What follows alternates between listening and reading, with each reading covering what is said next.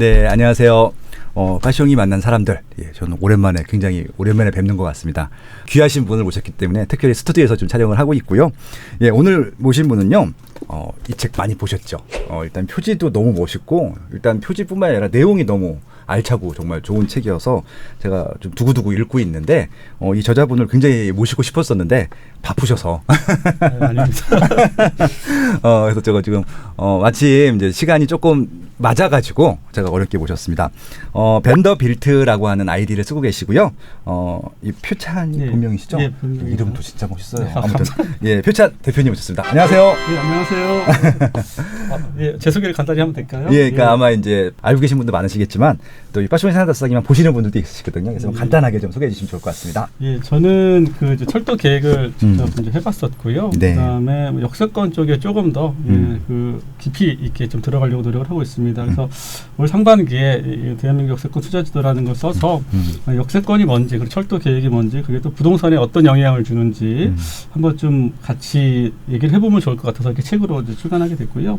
또 하반기에 또 조금 더 이건 수도권 중심이었다면 그렇죠. 전국 중심으로 좀 책을 또 준비하고 있습니다. 그래서 대한민국의 역세권 하면 벤더빌트 표찬 저를 기억해 달라고 이름을 그렇게 썼고요. 참고로 벤더빌트는 미국의 철도 왕입니다. 그래서 대한민국의 철도 왕이 되고 싶은 마음에 그러한 닉네임을 쓰게 됐습니다. 앞으로 잘 부탁드리고요.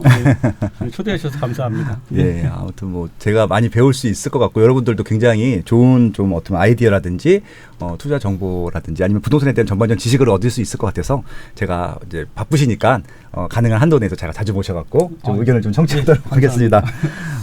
이게 벤더빌트라는 분이 이제 미국의 철도왕이기도 하지만 엄청난 부자시잖아요. 맞습니다. 예, 그게 더 중요한 것 같아요. 예, 이력을 딱 봤더니 동명기술공단에서 꽤 오랫동안 있었어요.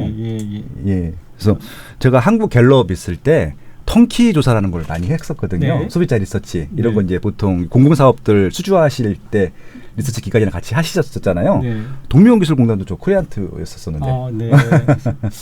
직원이 한 1,000여 분 정도. 그렇죠. 굉장히 크죠. 대한민국 예. 그 토목 엔지니어링 쪽으로는 아마 굴지의 회사입니다. 그래서 지금 다양한 아마 그 건축 외에 건축도 하고 있지만 다양한 분야의 여러 기술이나 감리 이런 설계 감리들을 하고 있기 때문에요. 그래도 아무래도 그냥 뭔가 그 철도 노선을 바라보는 거 하고 당연히 그렇죠. 뭐 예비 타당성부터 뭐 기본 계획, 기본 실시 설계, 그다음에 선키도 나갔었거든요. 그렇죠. 그러면서 느꼈던 그 경험들을 좀 부동산하고 접목을 좀 해보고 싶었고 제가 설계를 하면서 실제로 뭐 용지도를 작성하거나 뭐 할 때 이게 토지에 도로 맹지 같은 경우 도리가 제가 이제 계획 중에서 길을 내고 막 하거든요. 길 내는 과정에서 이게 상당히 많은 어떤 분한테는 상당히 큰 어떤 토지의 가격에 영향을 줄 수 있겠구나 그런 생각을 하면서 이쪽 부동산에 대한 분야에 좀 관심을 더 갖게 됐고 2009년부터 부동산 쪽을 시작을 했습니다. 그래서 다양한 쪽으로 진행을 하다가 살짝 공공기관에서 일을 좀 하다가 부동산 쪽을 좀 잠깐 쉬고 있었고요. 작년부터 부동산을 다시 좀 시작을 했습니다. 그래서 여러분을 만날 수 있게 돼서 정말 반갑고요. 앞으로 좋은 콘텐츠로 또 좋은 내용으로 자주 찾아뵙겠습니다. 턴키 조사가 뭐냐면요. 그러니까 이런 공공개발들을 하잖아요. 그러니까 철도 구간도 제가 어저께 이제 구리시 갔다 왔는데 그 8호선 연장 구간들 하는데 뭐 4-2 뭐 그런 것들이 있더라고. 철도도 구간을 잘라서 보통 수주를 하시잖아요. 그래서 이제 시공사가 보통 대장이 되고 뭐 엔지니어링 회사, 뭐 설계사 다 붙어고 여론조사 회사 붙어가지고 이렇게 하나의 팀을 만들어서 TFT를 구성해서 이렇게 보통 추진을 하시잖아요. 그런 것들. 예, 그러니까 그런 데서 PM 역할을 하셨기 때문에 시작 단계부터 하셨을 것 같아요. 턴키는 시공하고 설계를 같이 하는 보통 그런 공사를 턴키 공사라고 하고요. 우리 설계 쪽에서는 이제 구분을 합니다. 보통 턴키 공사라고 하면 공정기간이 오래 걸리거나 그렇죠. 아니면 좀 난이도가 있는 그 구간을 특정해서 그 공구만 턴키 공사라고 발주하고요. 나머지는 기타 공사라고 해서 설계를 진행하고 그 이후에 따로 이제 공사 발주를 진행을 하는 게 이제 보통 설계 방식이 일반적입니다. 그래서 턴키 공사가 진행돼서 보통 이제 시공사가 선정이 되기 때문에 혹시라도 이제 턴키가 진행돼서 무슨 건설 공사가 떠서 뭐 수주가 했더라도 공사 시작이 바로 안 돼요. 설계랑 같이 물려서 시작되기 때문에 혹시라도 그거 돼가지고 바로 착공이 들어간다 그렇게 생각하시는 분도 있지만 실제로는 한 1년, 2년 후에 설계랑 같이 물리고 전부 다 이제 공사가 시작될 쯤 같이 시작이 되기 때문에 혹시라도 뭐 그것 때문에 이게 좀 생각하시지 않으셨으면 좋겠다. 참고로 말씀드립니다. 예. 아무튼 약간 전문가라는 얘기를 말씀드리고 싶은 것들이고요. 갑자기 이제 궁금한 것이 그 이제 최근에 GTX C가 굉장히 이슈가 됐잖아요. 그 이제 그래서 이슈가 됐던 것 중에 하나가 이제 왕십역이 추가되고 인덕원역이 추가되는 것들 때문에 이제 확정이 돼서 이제 그 주변에 집값들이 엄청 올랐다 이런 거 뭐 엄청 나왔었잖아요. 그게 이제 진짜 확정이 된 건지 추가적으로 여기 또 생긴다는 또 검토도 했다고 하는데 이게 처음에 이제 국토부에서 발주할 때는 이제 거기를 이게 특정하진 않았는데 이 이제 말씀하신 그 턴키라든 아무튼 그 준비하시는 데서 제안을 한 거잖아요. 거기 추가하겠다라고. 근데 이제 그 제안한 업체가 선정이 되신 거잖아요. 그거 좀 설명해 주시면 좋겠어요. 보통 이렇게 민간 사업자로 진행을 하다 보면요, 아마 이제 일반적으로 추가역 당초에 이제 정부가 발표했던 국토부가 발표했던 이러한 기본적인 계획들이 있고 역이 있고요. 추가역이 되면 원래는 그 추가역을 요청하는 지자체나 시행자가 부담하는 게 원칙입니다. 그렇죠. 그래서 보통 그렇게 전액을 부담하는 경우도 있고요. 아니면 반만 부담하는 경우도 있는데 아마 이번에는 전액 부담을 원칙으로 하는 걸로 된 걸로 알고 있고요. 그러면서 이제 서울시와 송동구가 이제 왕십리역을 이미 1년 전부터 이제 준비를 하고 있었던 거죠. 그래서 그 구의회에서 이제 특별 기구를 설정하고 거기에 대한 예산을 전폭 지원한다. 어떤 이런 기조 속에서 아마 서울시랑 열심히 이렇게 좀 푸시를 한 것 같습니다. 그래서 아마 좀 선정이 된 것 같고요. 그다음에 인덕원역은 솔직히 만약에 그 인근에 한 3km 이렇게 좀만 올라가면 과천역이 있거든요. 맞아요. 그래서 제 개인적인 생각은 만약에 인덕원역이 먼저 선정되고 과천역이 추가로 하려고 했다라면 이게 되게 어려운 상황이 있었을 것 같아요. 그렇죠. 근데 아무래도 이게 또 국토부가 진행을 하고 또 과천이라는 것이 예전에 국토부가 있던 자리이기 때문에 제가 보기에는 이게 단순한 경제성이나 수요보다는 약간의 좀 정치적 영향도 있었다라고 하고 과천에 먼저 좀 선정이 됐던 과정이었고요. 아무래도 인덕원은 뭐 경강선이라든지 아니면 인덕원 동탄선, 그다음에 인덕원 주변에 인덕원 주변이 보면 안양 동쪽 끝입니다. 바로 위가 과천이고 왼쪽이 의왕이기 때문에 상당히 이렇게 모이는 자리고 실제로 주변에 주거 시설도 많고 또 지식산업센터도 많고 중공업 지역도 그래서 기본적인 수요가 있기 때문에 그리고 또 이 상황들이 지금 노선이 지나가는데 여기 설치가 안 된다 그러면 지자체는 상당히 부담을 갖게 될 수밖에 없는 상황이거든요. 그래서 안양시도 결국 예전에 경강선에 안양역 이전하는데도 한 1,600억 정도 안양시가 이제 부담하기로 하고 진행을 했는데 이번에도 마찬가지로 아마 제가 보기엔 추가 공사비가 한 2천억 전후로 들 수 있는데 아마 그 비용을 안양시가 부담하더라도 나중에 어떤 정치적인 이런 여러 가지 상황들을 고려한다라면 추진을 안 할 수가 없는 상황이어서 결국 추진을 진행하던 거였고 뭐 국토부도 뭐 하겠다라고 하는데 굳이 뭐 안 할 이유는 없는 거죠. 그리고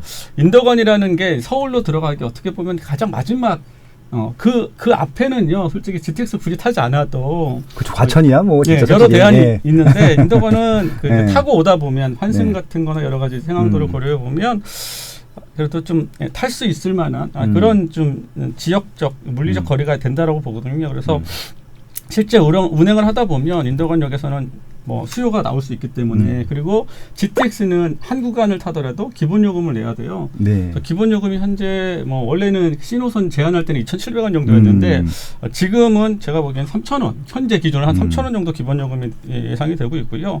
실제로 뭐 한 구간 중간 거리 구간 정도 운행을 하면 아마 7,000~8,000원 정도 왕복으로 소요가 될 수 있습니다. 그래서 실제 운행할 때는 이제 그럼에도 불구하고 시간이 단축된다라면 수요는 충분히 있을 거라고 보여지고 그다음에 이게 중요한 게 GTX가 어떤 일반 철도나 버스와의 환승이 가능할 수 있거든요. 지금 가능하다라고 계속 얘기가 나오고 있기 때문에 그 가능하다라면 뭐 조금 더 요금을 내더라도 제가 보기에는 기본적으로 나가는 요금이 있기 때문에 거기에 조금 플러스 알파 내는 부분이라면 수요는 있을 수 있겠다라고 보여지는 거죠. 그래서 그냥 쉽게 말하면 GTX는 상당히 조금 어떻게 보면 혜택입니다. 그리고 상당히 많이 국가가 예산을 반영해 주는 거라고 보여지고 다른 것들의 일반 보통 열차가 있거든요. 그러니까 전동차 말고 일반 열차들은 요금 환승 할인이 안 돼요. 실제로 만약에 그렇죠. 안 되죠. 춘천에서 KTX 이런 거 안 되잖아요. 아니 KTX가 아니어도 예, 예. 춘천에서 청량리까지 오는 ITX 예. 열차가 똑같아요. GTX 청춘. 네, ITX 청춘. 예. GTX가 열차가 더 좋은 차거든요. 그렇죠. 근데 ITX는 청량리에서 지하철 탈 때 요금을 또 내야 돼요. 기본 요금을. 그러네요. 예. 할인 안 해줘요. 예. 근데 GTX는 할인해주는 개념인 거죠. 그 환승 할인되는 건 확정이 된 거예요? 뭐 거의 된다고 지금 국토부는 계속 얘기를 한 거니까. 네네. 만약 안 하면 이거 그거는 사기네, 사기. 네, 엄청나게 이제 문제가 될 수 있다고 보여지고 네네. 그런 관점에서 상당히 이게 어떻게 보면은 GTX를 이용하는 사람들은 상당한 정부 혜택을 받고 있다라고 저는 보여지고 네. 나중에 지금 아마 올 지난 달에 그 관련해서 이제 용역을 좀 아마 좀 맡긴 걸로 알고 있습니다. 그래서 아마 그 환승 할인을 어떻게 해주는 게 좋은 거냐, 뭐 GTX 간 환승, 네. GTX와 일반 지하철과의 환승, 아니면 GTX 버스와의 환승. 그래서 얼마의 요금을 책정하는 게 가장 적정한가, 이런 아마 용역들을 이렇게 국토부에서 냈기 때문에 네. 그 결과에 따라서 아마 좀 사회적 파장은 좀 있을 수 있겠다. 요금이 가하거나 아니면 네. 환승하면 안 된다, 이런 얘기가 나오면 좀 있을 수 있겠다 생각하지만. 그건 좀 나중 문제고요. 네. 아무튼 그런 식의 GTX가 진행이 됐었고 지금 현대건설이 그래도 네. 우선 협상자로 이제 선정이 됐습니다. 그래서 네. 올 12월 정도에 이제 실시 협약 체결을 해야 돼요. 네. 그래서 그 협약 체결 과정에서 이제 국토부의 협의 과정이 좀 있어야 되는 거거든요. 네. 이제 그 협의 과정에서 지금 이제 이번에 좀 대상에 빠져 있는 의왕역이나 안산 방향에 대한 그러니까 또 그것도 물어보려고 했었는데. 그거에 대한 그 네. 논의가 이제 되고 있을 거라고 보여지고 네. 맥락은 이제 비슷한 거예요. 두 개의 어떤 지자체와 같은 맥락입니다. 지자체가 의지가 있고 예산을 투입하겠다라고 한다라면 국토부에 있어서는 굳이 안 된다라고 할 이유는 없는 거죠. 네. 그래서 제가 보기에는 두 개 다 가능성이 매우 높다라고 보여집니다. 그래요? 의왕역이랑 안산역도? 예. 의왕역하고 안산 방향. 안산 방향. 예, 안산 방향은 아직 안산이 좀 더 검토를 해야 되는 부분이 필요해서요. 네. 그래서 일단 의왕역도 가능성이 있고요. 안산 방향도 가능성이 있다라고 봅니다. 그래서 의왕역이 좀 더 비중을 두면 좀 더 높다라고 보고 안산 방향도 충분히 가능성이 있다라고 보여지고요. 일단 의왕역은 그래도 그 의왕역 주변에 보면 현대모비스, 그다음에 로템 이런 현대 계열사들이 그렇죠. 상당히 많은 제가 잘 안 해봤는데 지도상에서 추정해 보면 한 7만 평 정도 되는 넓은 부지를 갖고 있어요. 아 그래요? 네. 그래서 제가 보기에는 약간 이게 너무 또 쟁점화되면 현대건설에 조금 이제 부담이 될 수 있어서 살짝 제안에서는 좀 빼놓은 것 같지만 결국 지금 이제 삼성역 GBC 공사를 하려고 하잖아요. 네네. 그래서 그것도 한 5년간 6년, 7년 공사를 해야 돼요. GBC 공사만 그 지하. 네. 삼성역 주변에 지하 복합 환승센터만 준비하는데. 근데 바로 옆에 그 현대에서 하는 50층짜리 세계동. 그것도 50층으로 확정된 건가요? 예, 거의 뭐 105층은 이제 끝난 거고. 50층도 세계로 되는 그 GBC에 대한 것도 현대이기 때문에 뭐 예전에 그 한전부지를 현대가 좀 높은 고가의 10조 이상으로 줬죠. 10조 이상의 돈을 썼던 것처럼 이 부분도 충분히 좀 더 비용을 좀 줄였다. 원래 이건 말 그대로 수주를 하려면 공사비를 줄여야 수주가 되는 거기 때문에 약간은 제가 보기에는 신경을 썼다. 현대건설에서. 그래서 이러한 결과가 나왔지 않을까 생각이 들고 결국은 뭐 여러 우여곡절이 생길 수 있지만 의왕역에 대한 부분도 상당히 가능성을 높게 보고요. 안산은 조금 이제 검토가 필요합니다. 왜냐하면 그 현재 상록수에 대한 것들이 결정된 부분은 없거든요. 다만 이제 국토부에서 이렇게 뭐 의견으로 상록수로 검토하고 있다 정도만 나온 거기 때문에 어디까지도 이렇게 확정된 부분이 나온 적은 없었습니다. 그래서 그런 부분을 생각해 보면 안산시가 고민이 많을 것 같아요. 상록수가 안산 동쪽에 많이 치우쳐 있고, 그렇죠. 아무래도 상업적 기능은 많이 떨어진단 말이에요. 주거 베이스 중심의 그렇죠, 여기다 그렇죠. 보니까. 그런데 막상 또 끌고 올라다 보면 정거장 설치비 외에 추가 노선 연장에 대한 공사비가 또 들 수 있기 때문에 그렇죠. 예. 제가 보기에는 기술적으로 안 되는 부분은 없다라고 보여지고요. 뭐 경우를 따지면 뭐 중앙역, 안산 중앙역 정도까지는 뭐 충분히 뭐 단선으로 끌고 오든 어떤 식으로 끌고 오든 안산으로 가는 열차는 많지 않기 때문에 한 비중이 따지면 한 3분의 1, 4분의 1 사이 정도로 보여지거든요. 하루에 한 120대가 한쪽 방향으로 운행이 된다라면 그중에 한 3분의 1, 4분의 1 정도만 안산으로 좀 가게 되는 상황이라 그렇게 그 열차 운행이 많지는 않을 것 같습니다. 그래서 단선으로 뺀다거나 해서 여러 가지 대안을 검토해 보면 좀 여러 가지 안은 나올 수 있다라고 보여지고, 그래서 제가 보기에는 뭐 상록수가 가장 쉬운 방법이고요. 상록수역이 뭐 아니면 대안으로 보면 뭐 중앙역까지 그리고 뭐 계속 더 갈 수 있는 상황들은 쉽지가 않아요. 공사비도 그렇고요. 굳이 수요적 측면에서 더 그 안산 깊숙이 집어넣을 이유는 없다라고 보여지고 그 공사비 또한 안산시가 부담해야 될 거기 때문에 제가 보기에는 좀 적정한 거리대 그 거리대의 최대가 전 중앙역이라고 보여지고요. 네. 안산시가 중앙역에 있기 때문에 거기까지는 대안이 될 수 있겠다라고 좀 보여집니다. 그래서 그 둘 중에 하나가 결정되지 않겠냐 하게 된다라면 그렇게 좀 조심스럽게 아직 뭐 결정된 게 없기 때문에 예측은 좀 해보고 있습니다. 그래서 좀 연말이니까요. 이제 하반기 해 가기 전에 뭔가 결정 사항이 좀 나올 것 같고 그 전에도 아마 지역에서 이러한 이슈들이 좀 논의가 되면 아마 좀 나올 겁니다. 이제 새어 나오게 돼 있어요. 정보라는 게.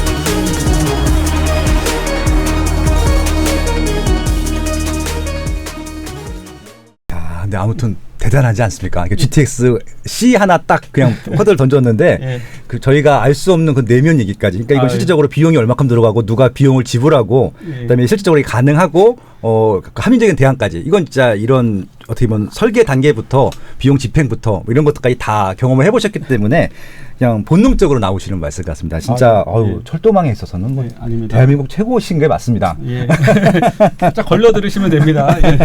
알겠습니다. 그래서 지금 일단은 왕십리역이랑 인덕원정은 확정됐다고 봐도 되는 거죠? 예. 됐고, 근데 이제 지금 아직 뭐 공사 시작은 안 했잖아요. 예. 그럼 보통 이제 GTX A 같은 경우는 이제 지금 공사를 시작을 한 상태에서 창능력이 추가가 됐잖아요. 예. 그거는 나중에 개통하는 거죠. 하게 되더라도. 그 모르겠습니다. 상황을 좀 봐야 되는 게 그래요? 왜냐하면은 삼성역에 대한 게 이제 시작이 들어갔잖아요. 그렇죠. 그게 이제 2027년에서 8년 정도 돼야지만 그래서 뭐 삼성역을 제외하고 먼저 개통한다 그런 얘기 있지 않았어요? 될 수 있는데 네. 이게 원래 시공이라는 게 결국 운행을 하면서 생기는 결국 이득과 효율인데요. 예, 무조건 공사를 미리 한다라고 해서 의미가 있는 건 아니거든요. 그래서 굳이 삼성역을 빼고 GTX A를 빨리 개통하려고 하진 않을 거라는 거예요.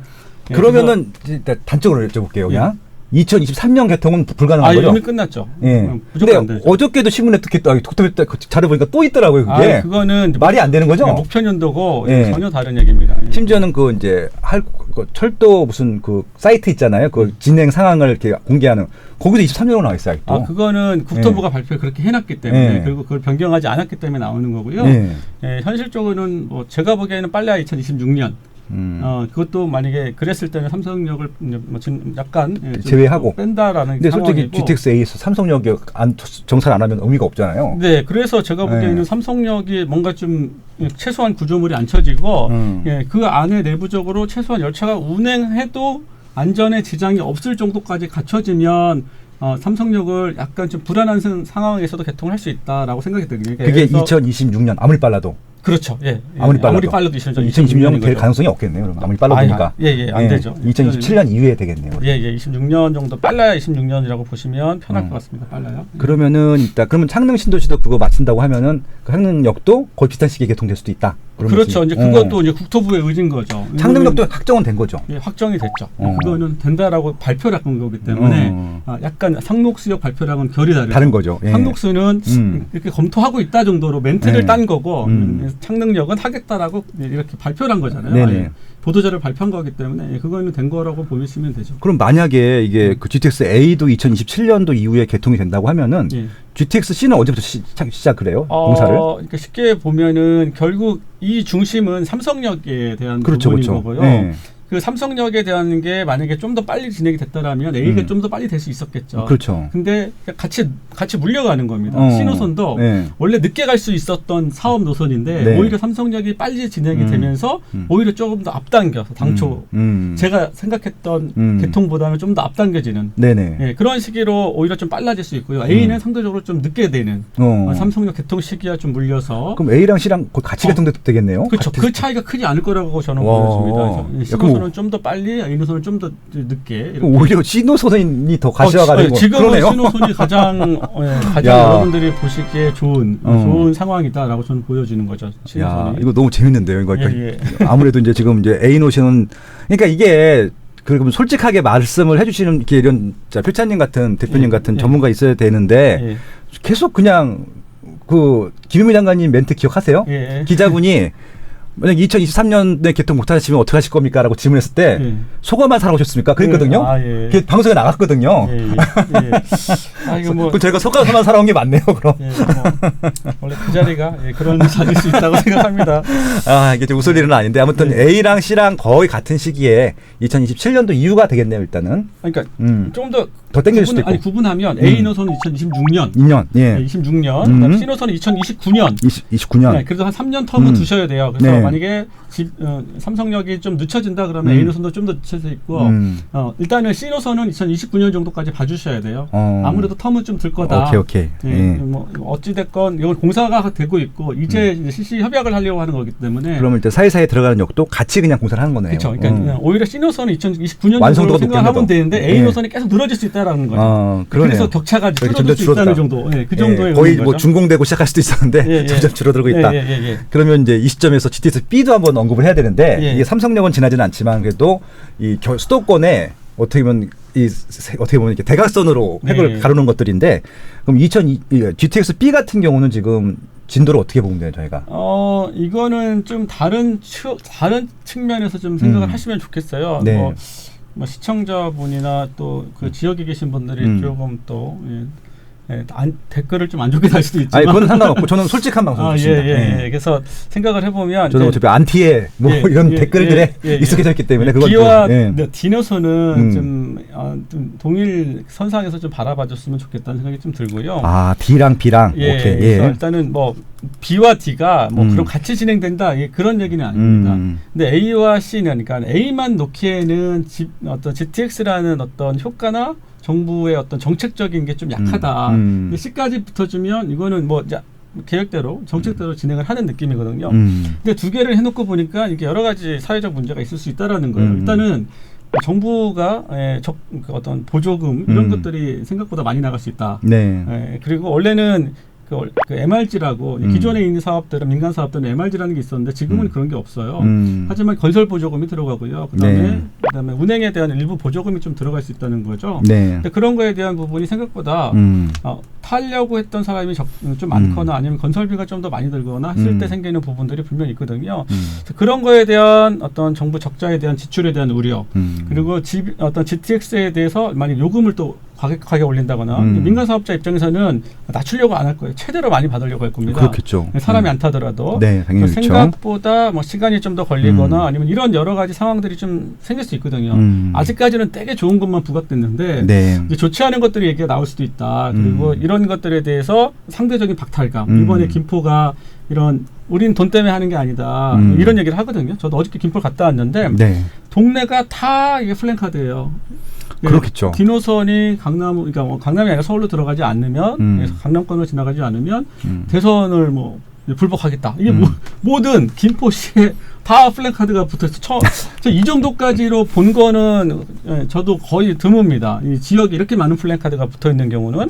근데 그런 것들을 보면 또 그분들도 지역에서 나름대로 이제 속상해하는 거예요. 이걸 단순하게 뭐 부동산에 대한 집값 상승에 대한 것들만 생각하는 게 아니다. 그런 게 아니고. 우리는 정말 경전철을 제가 타고 이제 김포공항에서 9호선을 타고 어저께 집에 갔는데요. 정말 멀어요. 그리고 그 작은 그 경전철 2량짜리를 타고 솔직히 지금 김포 인구가 한 60만 베이스 정도 되거든요. 계속 증가하고 약속으로 증가하고 있죠. 그래서 50만, 60만까지 계속 가고 있는데 이거로 과연 해결할 수 있을까? 그리고 버스나 뭐 BTX 요즘에 뭐 BTX 해가지고 뭐 이런 거 네, 저런 간선도 버스. 네, 예. 대안도 제시하고 있는데 그게 과연 현실성이 얼마나 있을까? 그리고 그걸로 얼마나 수용을 할 수 있을까? 교통에 대한 부분들을 그래서 여러 가지 고민이 있을 수 있더라고요. 단순히 이 김포 지역의 입장에서 보면. 네.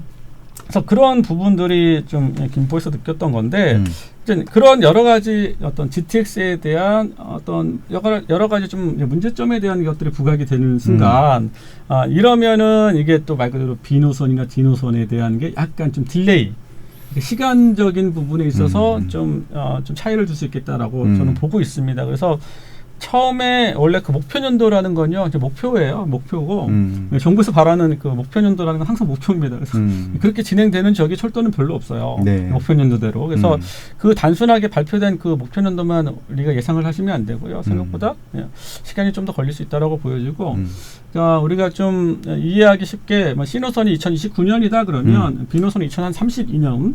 그리고 D노선이 한 2035년 이 정도까지 시간이 오래 걸릴 수 있는 사업입니다. 그래서 네. 충분히 그 시간적인 것들을 감안해 주셔야 되고요.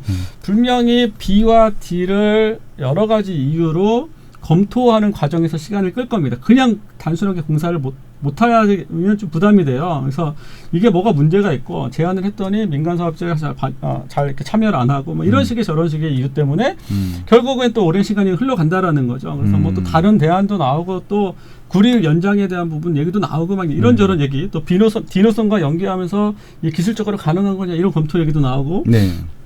다양한 검토가 나오면서 결국 시간을 좀 더 좀 끌어질 수 있다라고 보여지고 결국 그 끌어지는 이유 이거 상당히 개인적인 생각입니다. 그 이유는 아까 말했던 정부에 대한 어떤 GTX에 대한 어떤 좀 숨고르기 시간을 가질 수도 있다라는 부분, 그다음에 재정적인 부담에 대한 거, 그다음에 비노선을 과연 민간 사업자가 했을 때 얼마나 이렇게 좀 의지를 갖고 이제 들어올 수 있을 거냐 이런 현실적인 부분들 그런 부분 때문에 어떤 그런 숨고르기 시간을 좀 오히려 갖게 된다라고 좀 보여지고 그거에 보면 C는 조금 더 빨라지는 개념이고 D는 조금 더 늦어지는 1년 2년 차이라도 아까 말한 삼성역 때문에 상대적으로 C노선은 상대적으로 좀 좋아진 거고 그거와 좀 무관한 B노선은 여기에서 너무 빨리 진행하다 보니까 상대적으로 숨고르기가 좀 가질 수 있는 시간을 생각하다 보니까 좀 B와 C에 대한 시간차는 좀 있을 수 있다라고 좀 보여지고요. D노선은 제가 보기에는 이번 대선이나 아니면 연말이나 대선 이런 공약들에 대한 언급이 있을 수 있다라고 보여지고 원래는 지금 그 4차 망에서 발표된 거는 그 B노선을 연계해서 용산역까지 간다. 그래서 김용선 이렇게 또 표현한단 말이에요. 김부선을 김용선을 바뀌었다 이렇게 표현을 하는데 그거는 제가 보기엔 현재까지고요. 언젠가는 또 예전에 나왔던 원안부터 다시 검토하자. 하나까지 가는 그런 시간을 가질 수 있다라고 보여지고 결국 그러한 시간들 속에서 5차 철도망까지 이러한 논쟁은 펼쳐질 수 있을 거라고 보여지고 그때서야 뭔가 좀 더 이제 궤도에 들어가고 거기서부터 또 시간을 다시 잡으려면 생각보다 좀 시간이 걸릴 수 있는 부분이다라고는 보여집니다. 그래서 이거는 좀 중장기적 관점에서 여러분들이 운행하는 거를 당장 타시기에는 힘드실 것 같고요. 시간을 좀 가지고 보시고 그런데 이제 부동산에 대한 어떤 그 가격이나 이런 관점에서 좀 다를 수 있습니다. 그렇죠. 그건 다르죠 또. 왜냐하면 실제로 제가 여러 노선에 대한 검토를 좀 살펴보면 원래 우리가 이제 뭐 사전 타당성은 뭐 무조건 다 한다 이런 개념은 아니거든요. 제일 먼저 하는 게 타당성 조사입니다. 그렇죠. 타당성 조사와 이제 기본 계획이라는 게 있는데 그건 이제 국토부에서 보통 추진을 합니다. 그래서 기본 계획이 끝나면 이 노선은 이런 식으로 노선이 생기고 여기 생깁니다라고 확정을 좀 하는 단계거든요. 그래서 국토부에서 기본 계획 고시 정도 합니다. 그때 이제 솔직히 가격은 제일 많이 움직여요. 다른 외부 요인이 좀 적다라면 그 요인이 상당히 초반에 많이 움직여집니다. 그리고 오히려 설계나 공사 단계에서는 설계 단계에서 조금 좀 반영이 되는 것 같고요. 공사 단계는 크게 많이 오르지 않고요. 실제 운행을 하면 반영은 다 됐다고 보시면 됩니다. 그래서 최근에 뭐 한남 개통한 거 아니면 다른 그 노선 개통한 거 개통 이후에 그렇게 효과가 크진 않았거든요.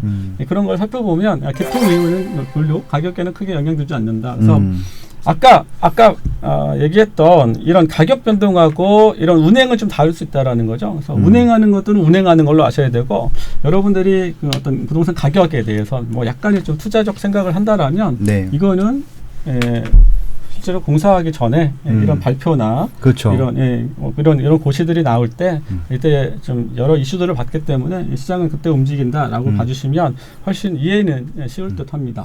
아무튼 A는 26년 전후, 그다음에 C는 2029년 전후고요. 그다음에 일단 2030년이 넘어가야지 B든 D든 현실화 될 것 같다라고 말씀하셨고, 그리고 이제 이게 광역교통망 계획이 5년마다 한 번씩 발표가 되는데 이번에 2021년도 발표가 된 거고요.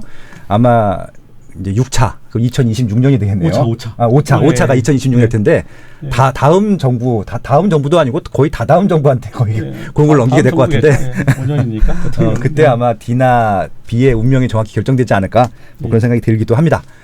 그래서 지금 실질적으로 운행해서 그걸 타고 다니는 것들에 관심 갖기보다는 이제 부동산이라고 하는 것이 뭐 실거주 목적, 실 이용 목적도 있지만 어떻게 보면은 가격이 올라가고 상대적으로 더 많이 올라가고 좀 덜 올라가고 이런 것들에 대한 분석도 필요할 텐데 그런 측면에서 보면 이런 개발 계획이 나오는 것 단계들 초기 단계에서 뭐 사업 타당성 검토나 기본 계획이나 공시하는 것들 자체에 좀 관심을 가져야 된다. 뭐 그런 말씀을 주셨던 것 같습니다. 예. 너무 짱이세요. 아닙니다. 그래서 이렇게 해서 좀 개요를 말씀드렸고요. 2부에서는 그래서 그럼 과연 지금 관심 가질 노선들이 어떤 것들이고 지금 좀 실질적으로 가시화된 것들도 있을 거잖아요. 그리고 좀 준비하는 것들도 있기 때문에 그런 것들을 좀 구분해서 구체적인 좀 노선을 가지고 좀 이야기하도록 하겠습니다. 2부가 더 중요한 거 아시죠? 2부에서 뵙도록 하겠습니다. 고맙습니다. 네, 고맙습니다. 예. 네.